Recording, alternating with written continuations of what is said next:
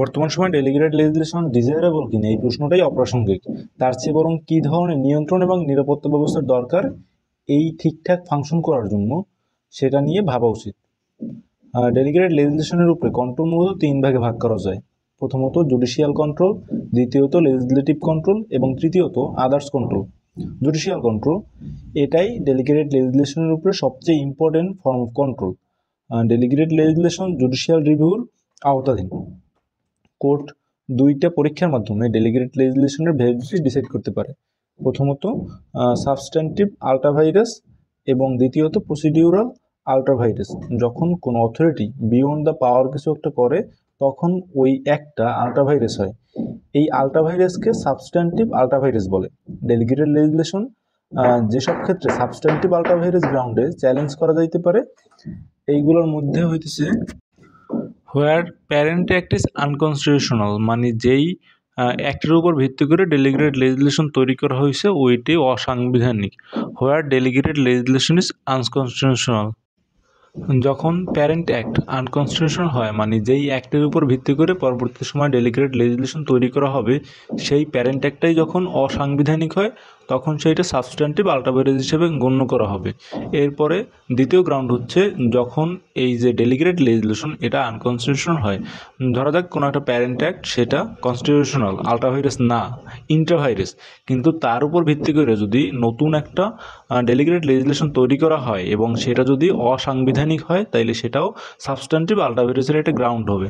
তারপরে যখনই delegated legislation এটা প্যারেন্ট অ্যাক্টের সাথে ইনকনসিস্টেন্ট হয়, যে প্যারেন্ট অ্যাক্টের সাথে যদি অসামঞ্জস্যপূর্ণ কিছু একটা আইন তৈরি করা হয় তখন সেইটা সাবস্ট্যান্টিভ আল্ট্রাভাইরাসের গ্রাউন্ড হবে। তাছাড়া যেসব গ্রাউন্ড আছে সেগুলোর মধ্যে আনরিজনেবলনেস, ম্যালাফাইট, সাব ডেলিগেশন, তারপরে আছে common law rights inconsistent with parent act, exclusion of judicial review এবং রেট্রোস্পেক্টিভ অপারেশন। প্রথম গ্রাউন্ড যেটা হচ্ছে where parent act is unconstitutional. Valid ডেলিগেশনের জন্য প্যারেন্ট অ্যাক্টটাকে অবশ্যই ভ্যালিড এবং কনস্টিটিউশনাল হওয়া লাগবে। যদি প্যারেন্ট অ্যাক্টটি অসাংবিধানিক হয় এবং সংবিধানের সাথে আল্ট্রাভাইরাস হয় তাহলে ডেলিগেটেড লেজিসলেশনও ভয়েড হিসেবে গণ্য করা হবে। দ্বিতীয় গ্রাউন্ড হচ্ছে হোয়ার ডেলিগেটেড লেজিসলেশন ইজ আনকনস্টিটিউশনাল। এমনও হইতে পারে যে এনাবেলিং অ্যাক্ট বা প্যারেন্ট অ্যাক্ট যেটা আছে সেটা কনস্টিটিউশনের সাথে আল্ট্রাভাইরাস না, কিন্তু এর উপর ভিত্তি করে যেসব রুলস এবং রেগুলেশন ডেলিগেটেড অথরিটি তৈরি করছে সেইগুলো কনস্টিটিউশনের কোনো একটা প্রভিশন ভায়োলেট করছে।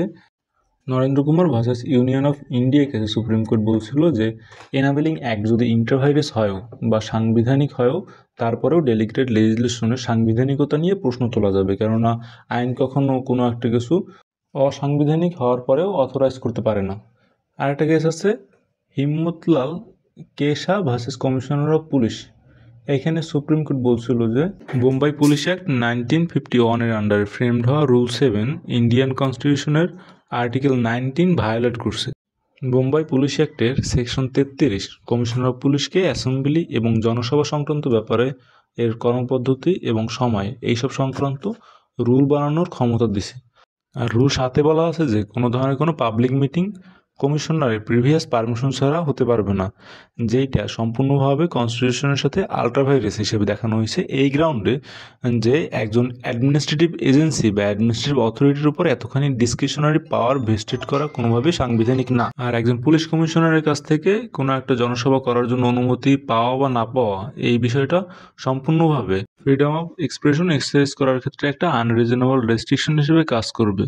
থার্ড গ্রাউন্ড হচ্ছে where the delegated legislation is inconsistent with the parent act. Parent অ্যাক্টের সাথে অসামঞ্জস্যপূর্ণ এই গ্রাউন্ডে ডেলিগেটেড লেজিসলেশনের ভ্যালিডিটি চ্যালেঞ্জ করা যেতে পারে। ডেলিগেটেড অথরিটিকে অবশ্যই অ্যাক্টে যে লিমিট সেট করে দেওয়া হয়েছে তার মধ্যে থেকেই পাওয়ার এক্সারসাইজ করা লাগবে। এখানে ইউএস ভার্সেস 200 ব্যারেলস অফ হুইস্কির কেসে দেখি যে প্যারেন্ট অ্যাক্টে বলা হয়েছে স্পেশালি ব্রিডিং পারপোসে যেসব অ্যানিমাল ইম্পোর্ট করা হবে তার জন্য আমদানি শুল্ক দিতে হবে না, কিন্তু এই অ্যাক্টের আন্ডারে যে রেগুলেশন বানানো হয়েছে সেখানে বলা হয়েছে যে শুধুমাত্র উন্নত জাতের অ্যানিমাল আনলে শুল্ক মাপ পাবে। এটা প্যারেন্ট অ্যাক্টের সাথে আল্ট্রাভাইরাস হিসেবে গণ্য করা হয়েছিল, কেননা প্যারেন্ট অ্যাক্টে কোনো স্পেসিফিক জাতের প্রাণী আনার কথা নির্দিষ্ট করে বলা হয় নাই, বরং সব ধরনের প্রাণীর কথাই বলা হয়েছে যাদের ব্রিডিং পারপোসে আনা হবে। হজ ভার্সেস হজ কেসে আমরা দেখি যে মেনটেন্যান্সের জন্য কোর্টে আবেদন করার আগে কোর্টের পারমিশন নেওয়ার দরকার হবে, এই মর্মে বা এই সংক্রান্ত একটা স্ট্যাটুটরি প্রভিশন ছিল, কিন্তু প্যারেন্ট অ্যাক্টে এই লিভ অফ দ্য কোর্ট বা কোর্টের পারমিশন নেওয়ার কথা বলা নাই। তো এখানে ডেলিগেটেড লেজিসলেশন প্যারেন্ট অ্যাক্টের সাথে আলট্রাভাইরেস বলে ঘোষণা করা হয়েছিল। আনরিজনেবলনেস, বাইলগুলো অনেক সময় আনরিজনেবলনেস এই গ্রাউন্ডেও আলট্রাভাইরেস হইতে পারে। সাধারণত লেজিসলেচার যখন কোনো একটা অথরিটিরে তার পাওয়ার ডেলিগেট করে ল তৈরি করার ক্ষেত্রে এখানে সে ধৈর্যই নেয় যে ওই অথরিটি রিজনেবলি ওই পাওয়ারটা এক্সারসাইজ করবে। ক্রুজ ভার্সেস জোহানসন এই কেসের মধ্যে লর্ড রাসেল ডেলিগেটেড লেজিসলেশনের আনরিজনেবলনেস এই গ্রাউন্ডের কিছু টেস্ট দিয়েছেন এখানে। সেটার মধ্যে এক নম্বরে হচ্ছে বিভিন্ন শ্রেণী পেশার মধ্যে যখন কোনো একটা ডেলিগেটেড লেজিসলেশন ফাংশন করে তখন ওই লটা যদি কারোর জন্য পক্ষপাতী হয় এবং কারোর জন্য অসম হয় তাইলে এইটা আনরিজনেবল হিসাবে ঘোষণা করা যেতে পারে। অথবা যদি দ্বিতীয়ত হচ্ছে ম্যানিফেস্টলি আনজাস্ট, মানে খারার উপরে যদি একটা অবিচার হয়, যেমন ধরো একজন একটা ফুল চুরি করলো, এই ফুল চুরি করার অপরাধে কাউকে যদি মৃত্যুদণ্ড দেওয়া হয় তাইলে মানে অবিচার, চূড়ান্ত রকম অবিচার। তারপর হচ্ছে গিয়া ব্যাড ফেইথ বা ম্যালাফাইড ইন্টেনশন আছে না, আমরা যেটাকে বলি খারাপ কোনো উদ্দেশ্য নিয়ে যদি ওই লটা পাস করা হয় বা ডেলিগেটেড লেজিসলেশন যদি খারাপ উদ্দেশ্য নিয়ে কিছু করে। তারপরে অপ্রেসিভনেস বা যদি নিষ্পেষণমূলক কোনো একটা আইন তৈরি করা হয়, দমন পীড়নমূলক কোনো একটা আইন, যেমন আমাদের এর আগে ডিএসএ ছিল, ডিজিটাল সিকিউরিটি অ্যাক্ট, ওইরকম কোনো যদি একটা অ্যাক্ট তৈরি করা হয় যেটা ডেলিগেটেড লেজিসলেশনের মাধ্যমে হয়েছে সেটা আনরিজনেবল হিসেবে ঘোষণা দেওয়া যেতে পারে। তারপর যদি মানুষের যেসব অধিকার, এই অধিকারে খুব তীব্রভাবে যদি ইন্টারফেয়ার করা হয়, যেইটা কোনো একজন রিজনেবল মানুষের কাছে খুবই আনজাস্টিফাইড লাগবে, তখন সেইটা আনরিজনেবল হিসেবে ঘোষণা দেওয়া যেতে পারে। আর একটা কেস আছে Air India versus Nargesh Mirza case. 1921 সালের এই কেসটায় সুপ্রিম কোর্ট এয়ার ইন্ডিয়ার আন্ডারে ফ্রেমড হওয়া একটা রেগুলেশন, সার্ভিস রেগুলেশন, যেখানে ছিল হচ্ছে ফার্স্ট প্রেগনেন্সির সময় একজন এয়ার হোস্টেসের চাকরিচ্যুত করার ব্যাপারটা, এই আইনটাকে বাতিল ঘোষণা করা হয়েছিল। এবং ওই সময়ের যে জাস্টিস ফজলে আলী অনেক ভালো ভালো কথাবার্তা বলছিল যে এইটা তো ওই এয়ার হোস্টেসের জন্য কোনো ডিসেবিলিটি না, বরং একটা natural consequences of marriage. Air হোস্টেসকে প্রেগনেন্সির জন্য চাকরিচ্যুত করার ব্যাপারটা এবং এই প্রফেশনটাকে সুপ্রিম কোর্ট থেকে বলা হয়েছিল যে এটা খুবই ক্রুয়েল একটা আইন এবং খুবই স্বার্থপর একটা চিন্তাভাবনা, যে তার সাময়িক অনুপস্থিতির জন্য তাকে চাকরি থেকে বাদ দিয়ে দিতে হবে। এবং যদি এই ধরনের সিদ্ধান্ত নেওয়া হয় বা এই আইনটা যদি বলবৎ থাকে তাহলে পুরো ইন্ডিয়ার যে উম্যানহুড এইটা ফ্রাস্ট্রেট হয়ে পড়ে এবং তাদের জন্য অপমানজনক একটা আইন। রিজনেবলনেস এই গ্রাউন্ডটা হচ্ছে বা এই টেস্টটা হচ্ছে অ্যাডমিনিস্ট্রেটিভ লয়ের অনেক বড় একটা ইন্ডিকেটর, যেইটার মাধ্যমে একটা ভালো ল এবং খারাপ ল এটা পার্থক্য করা যায়। এবং এইটা একটা পাওয়ারের প্রপার ইউজ হইতেছে নাকি ইমপ্রপার ইউজ হইতেছে সেইটাও বোঝা যায়। সাধারণত আনরিজনেবলনেসটা এইভাবে বলা হয় যে যদি কোনো একটা রিজনেবল ম্যান কোনো সময় স্বপ্নেও এই কাজটা করার কথা ভাববে না, সেইটি হচ্ছে কি আনরিজনেবলনেস। এটাকে ওয়েডনেসবারি আনরিজনেবলনেস হিসাবেও বলা হয়ে থাকে। এটা ধরে নেওয়া হয় যে আনরিজনেবলনেসের জন্য যে টেস্ট এইটা প্রথমে প্রপাউন্ডেড হয়েছে পতঞ্জলি শাস্ত্রীর মাধ্যমে, যিনি 3টা টেস্ট এখানে নিরূপণ করার জন্য দিছিলেন। সেটা হচ্ছে একে, there is no universal standard of testing this, mind should be applied to each individual case, মানে এটা কেস টু কেস ভ্যারি করবে কিছু একটা, এবং সিচুয়েশন অনুযায়ী প্রত্যেকটা কেসের ফ্যাক্ট অনুযায়ী আলাদা আলাদাভাবে এই কেসটা রিজনেবল কি রিজনেবল না সেটা জাজরা ঠিক করবে। এবং জাজরা সিদ্ধান্ত নেওয়ার ক্ষেত্রে 5টা বিষয় বিবেচনা করবে।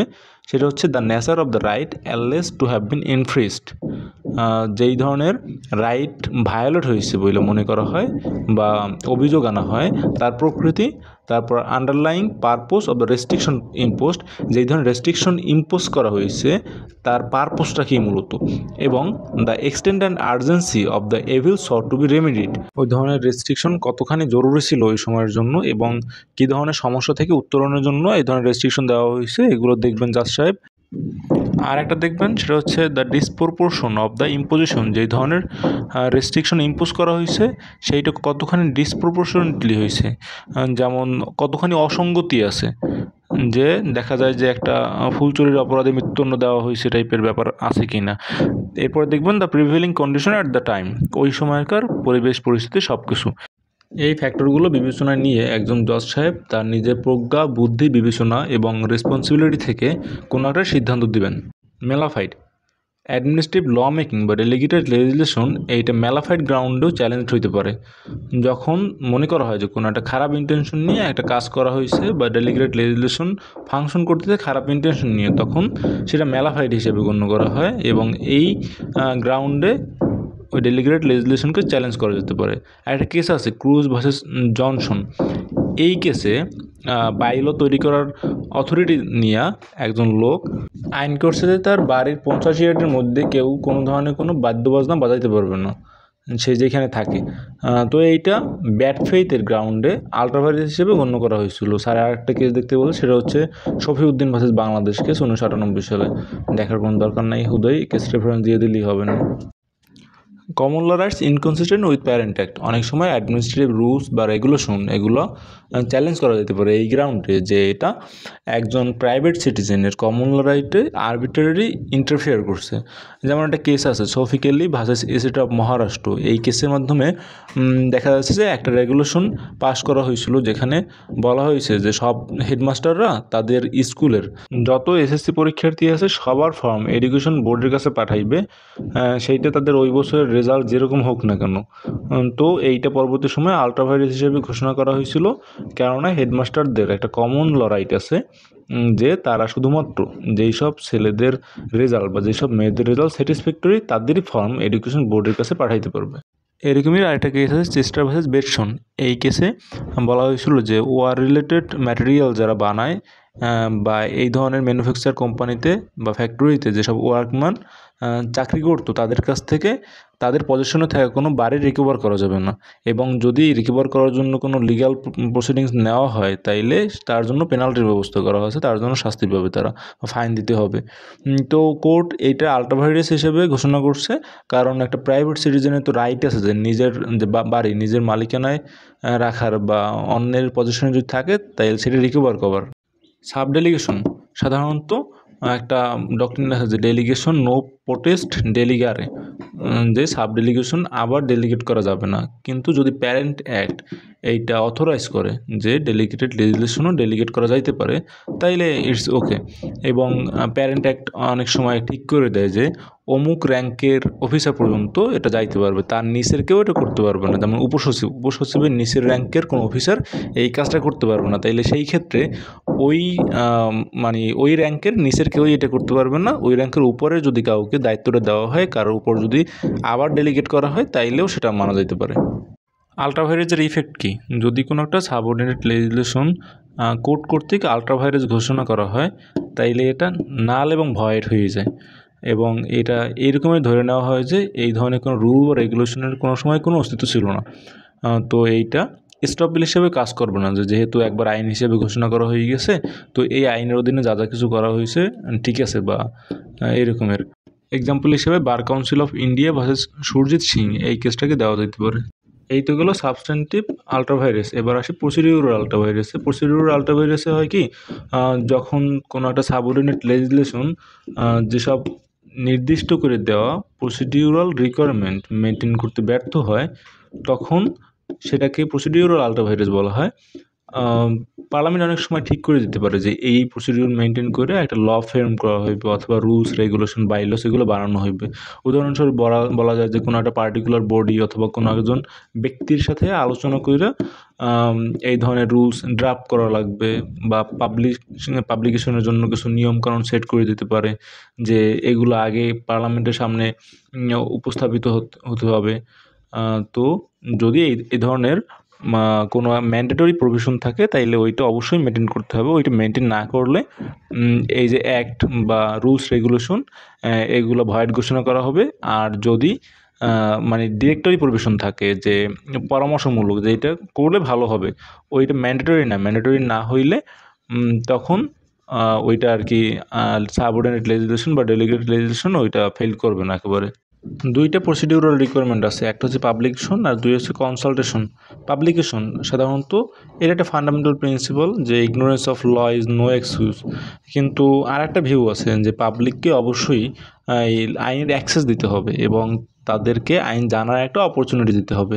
তো পার্লামেন্টারি এনাক্টমেন্টের ক্ষেত্রে এটা সাফিসিয়েন্ট পাবলিসিটি পায়, কারণ প্রজ্ঞাপন জারি করা হয়। কিন্তু ডেলিগেটেড লেজিসলেশনের ক্ষেত্রে এইটা হয় না সাধারণত। তো এই ক্ষেত্রে এসেনশিয়াল স্টেপ নিতে হবে। ইংল্যান্ড এবং ইউএসএতে স্ট্যাটুটরি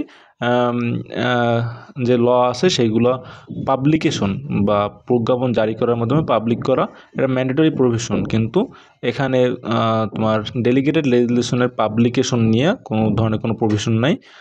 কিন্তু কোর্ট এই ক্ষেত্রে বলছে যে ডেলিগেটেড লেজিসলেশনের ক্ষেত্রেও এই পাবলিকেশন খুবই গুরুত্বপূর্ণ একটা ব্যাপার, এবং মানুষজনকে জানতে দিতে হবে পাবলিকেশনের মাধ্যমে যে কী ধরনের ল এক্সিস্ট করে এবং কী ধরনের রুলস বা রেগুলেশন তারা সেট করছে। Srinivasan versus state of Karnataka এই কেসের মাধ্যমে সাবঅর্ডিনেট লেজিসলেশনে পাবলিকেশন নিয়ে গুরুত্ব আরোপ করা হয়েছে। এখানে বলা হয়েছে যদি কোনো পার্টিকুলার মুড প্রিসক্রাইব করা থাকে পাবলিকেশনের জন্য, তাইলে ওই মুড ফলো করতে হবে। আর যদি কোনো মুড মেনশন করা না থাকে, তাইলে যে কোনো সুইটেবল ওয়েতে এটা পাবলিক করতে হবে, পাবলিকেশন করা জরুরি। এখানে জেনারেল মুড হচ্ছে সরকারি যে প্রজ্ঞাপন বা গভর্নমেন্ট নোটিফিকেশনের মাধ্যমে পাবলিক করা। এরপরে কনসালটেশন লেজিসলেটিভ পাওয়ার এক্সারসাইজ করার ক্ষেত্রে চেক অ্যান্ড কন্ট্রোল হিসেবে খুবই গুরুত্বপূর্ণ একটা ওয়ে হিসেবে কাজ করে। পাওয়ার এক্সারসাইজ করার ক্ষেত্রে মিসইউজ যাতে না হয় সেই ব্যাপারে একটা খুবই গুরুত্বপূর্ণ এবং মূল্যবান সুরক্ষা কবচ হিসেবে কাজ করে কনসালটেশন। ওয়েড অ্যান্ড ফিলিপস বলছে যে one way of avoiding clash between department exercising legislative powers and the interest likely to be affected is to provide for some form of consultation. ধরা যাক কোনো একটা লেজিসলেটিভ অথরিটি উপরে দায়িত্ব দেওয়া হয়েছে কোনো একটা বিষয়ে রুলস এবং রেগুলেশন ফিক্স করার জন্য, যেমন আমাদের যেসব শ্রমিকদের নিয়ে কোনো একটা আইন তৈরি করা হবে, ওই বিষয়ে কোনো একটা অথরিটির দায়িত্ব দেওয়া হয়েছে। তো এখন ওই অথরিটির যদি শ্রমিকদের কোনো প্রতিনিধি দলের সাথে কনসালটেশনে যায়, তাইলে সেইটা সব থেকে ভালো হবে যে ওদের ইন্টারেস্টের জন্যই তো লটা বানানো হইতেছে, ওদের ইন্টারেস্ট ইফেক্টেড হইতে পারে এই লয়ের মাধ্যমে। তো ওদের সাথে কনসালটেশন যদি করে নেয়, তাইলে এটার বিরুদ্ধে কোনো বিদ্রোহ আসবে না, কোনো ধরনের কোনো খারাপ প্রতিক্রিয়া আসবে না। আর যদি কনসালটেশন না করে ইচ্ছে মতো আইন টাইন তৈরি করে দেয়, তাহলে তো ক্লাস লাগবেই ওদের সাথে। ইউএসএ প্র্যাকটিস হচ্ছে গিয়া প্রায়র কনসালটেশন, এটা খুবই একটা কমন প্র্যাকটিস ইউএসএতে, এবং এটা স্ট্যাটুটরিলি ম্যান্ডেটরি। ইউএসএতে এই ব্যাপারে ম্যান্ডেটরি কোনো প্রভিশন নাই, কিন্তু ওদের ওইখানে প্র্যাকটিসটা অনেক স্ট্রং, যাতে বলা যেতে পারে এটা প্রায় ম্যান্ডেটরি। স্যার চেসিল কার এইটা বলছিলেন যে এটা আনথিঙ্কেবল ব্যাপার যে আপনি ইংল্যান্ডে কোনো একটা আইন তৈরি করবেন আইনজীবীদের বিষয়ে, এবং আইনজীবীদের সাথে কোনো কথাবার্তা বলবেন না, অথবা ডাক্তারদের বিষয়ে কোনো একটা রুলস রেগুলেশন বানাবেন, কিন্তু সেটা ব্রিটিশ মেডিকেল অ্যাসোসিয়েশনের সাথে কথাবার্তা বলবেন না। আর লোকাল গভর্নমেন্টের বিষয়ে কোনো একটা ল বানাবেন, কিন্তু সেটার ব্যাপারে আপনি কান্ট্রি কাউন্সিল অ্যাসোসিয়েশন অথবা অ্যাসোসিয়েশন অফ মিউনিসিপ্যাল কর্পোরেশন এদের সাথে কনসালটেশন না করেই আপনি এই ধরনের আইন তৈরি করবেন, এটা কোনো সময় হইতে পারবে না।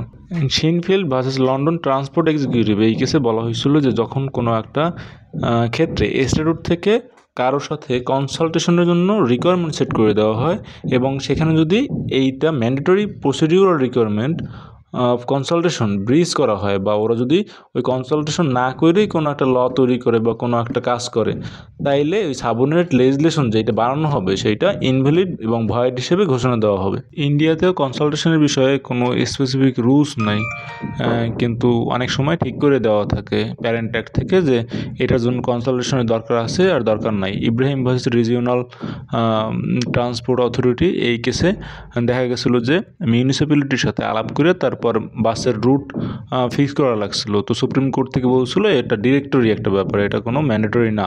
আর একটা কেস আছে, সেটা হচ্ছে বান্দরিল্যান্ড versus state of Bihar.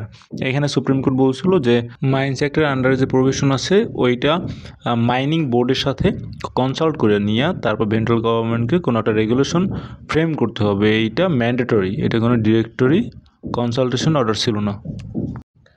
Legislative control, আসলে যে ডেলিগেটেড লেজিসলেশন এইটা মূলত লেজিসলেচারের মাধ্যমে তৈরি করা কোনো একটা অ্যাক্টের ওইটা কোনো একটা অথরিটির দেওয়া হয় যে ওইটা বিস্তারিত এবং ব্রডলি ল রুলস এগুলো মেক করার জন্য। তো এই প্রসেসের মধ্যে কন্টিনিউয়াস একটা অথরিটি থাকে, লেজিসলেটিভ অথরিটি, যেমন পার্লামেন্টের যেসব ধরনের আইন তৈরি করা হয় ওইগুলো যদি সাব ডেলিগেটেড হয় তাইলে ওই সব লয়ের উপরে পার্লামেন্টে একটা কন্ট্রোল থাকবে, যে কোনো সময় ওরা ওই ল ক্যান্সেল করতে পারে বা কোনো চেঞ্জ আনতে পারে। কিন্তু ইউএসের ক্ষেত্রে আমরা দেখি যে কংগ্রেসের ডেলিগেটেড লেজিসলেশনের উপরে এই পাওয়ারটা খুবই কম এবং লিমিটেড। আর আমরা ইউকেতে দেখি ওদের যেহেতু পার্লামেন্টারি সভারেন্টি, পার্লামেন্টের সার্বভৌম, ওরা যা ইচ্ছে তাই করতে পারে, তাই এক্ষেত্রে ডেলিগেটেড লেজিসলেশনও ওরা যে কোনো সময় চাইলেই ওইটা খুব ভালোভাবে নিয়ন্ত্রণ করতে পারে।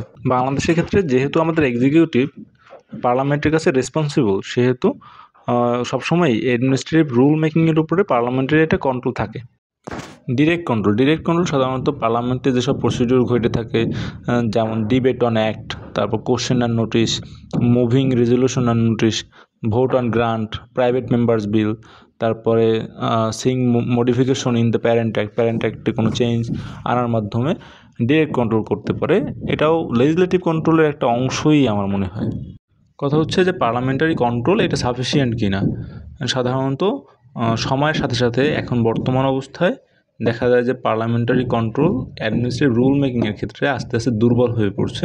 কেননা আমাদের যে মেম্বার অফ পার্লামেন্ট থাকে তারা টেকনিক্যাল বিষয়গুলো নিয়ে এক্সপার্ট না, এবং ডেলিগেটেড লেজিসলেশনের ব্যাপারটাই হচ্ছে যে পার্লামেন্টে কোনো একটা অ্যাক্টের খসড়া বানানো হয় এবং সেইটা এক্সপার্টাইজ কোনো একটা ডিপার্টমেন্টে দেওয়া হয় বা অথরিটির নিকটে হস্তান্তর করা হয় ওই বিষয়ে বিশদ আইন তৈরি করার জন্য। তো তারা চাইলেও এইসব বিষয়ে খুব একটা হস্তক্ষেপ করতে পারে না অনেক সময়, যার কারণে এই যে তাদের কন্ট্রোলটা অনেক উইক। আমাদের সংবিধানের আর্টিকেল 70-এ বলা আছে যে এমপিরা নিজের পার্টির ডিসিশনের বিরুদ্ধে ভোট দিতে পারবে না। তো এই ক্ষেত্রে দেখা যায় যে কোনো একটা দল থেকে যদি কোনো একটা অ্যাক্ট পাস করা হয় এবং আমাদের কাছেই যায় এই অ্যাক্ট ডেলিগেটেড লেজিসলেটর হিসাবে, তখন তারা সাধারণত এইটার বিরুদ্ধে যায় না, এবং যার কারণে পার্লামেন্টারি কন্ট্রোলটা খুবই উইক হয়ে যায়। চেক অ্যান্ড ব্যালেন্সের যে একটা বিষয় থাকে, কোনো একটা ল পাস করলে যে তার বিরুদ্ধে পার্লামেন্ট থেকেই একটা বিরোধিতা আসবে, এইটা সাধারণত আসে না। আর আরেকটা কথা, সেটা হচ্ছে আই লাভ ইউ।